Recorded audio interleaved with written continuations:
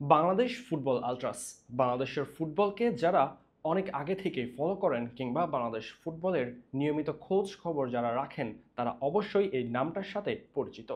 বাংলাদেশের ফুটবলকে যারা ভালোবাসেন, যারা চান বাংলাদেশের ফুটবল এগিয়ে যাক, যারা বাংলাদেশের ফুটবলের হারানো গৌরব ফিরিয়ে আনার জন্য লড়াই করেছেন, তারা তো নিশ্চিতভাবেই চিনেন দ্য বাংলাদেশ ফুটবল আলট্রাসকে। বাংলাদেশ ফুটবলে এখন চলছে সুদিন, যে সুদিনের এক অবিচ্ছেদ্য অংশ বাংলাদেশ ফুটবল আলট্রাস কমিউনিটি।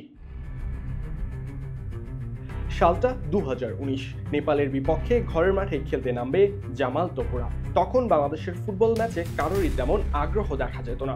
12তম সদস্য হিসেবে গ্যালারিতে বসে বাংলাদেশের ফুটবলারদের শক্তি যোগানো যেন ছিল বামন হয়ে চাঁদ ধরার মতো কাল্পনিক বিষয়।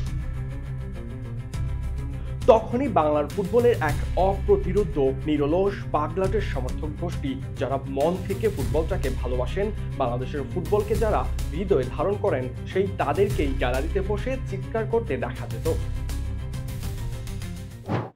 কথায় আছে, সুসময়ে বন্ধুর অভাব হয় না, তবে বাজে সময়ে, খারাপ সময়ে কাউকে আর খুঁজে পাওয়া যায় না। কালে বদলে হয়তো কেউ কেউ জুটেও যায়।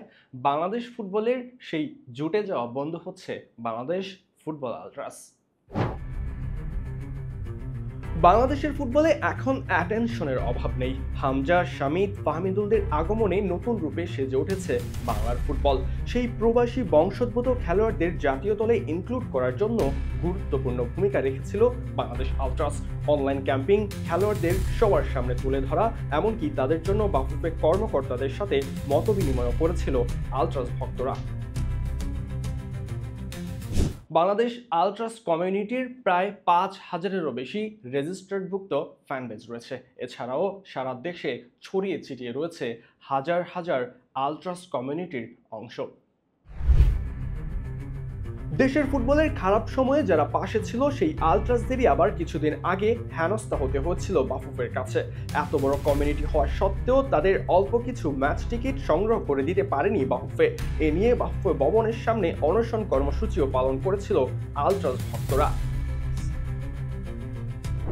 একটি দেশ কিংবা একটি ক্লাবের প্রাণভোমরা হচ্ছে তাদের সমর্থকরাই। আপনি হয়তো ইউরোপ আমেরিকার বিভিন্ন ক্লাবের সমর্থকদের গল্প শুনেছেন, তবে বাংলাদেশেও যে রয়েছে এমন একটি পাগলাটে ভক্ত সমর্থক, তাদের কথা আপনি কতটুকু মনে রেখেছেন?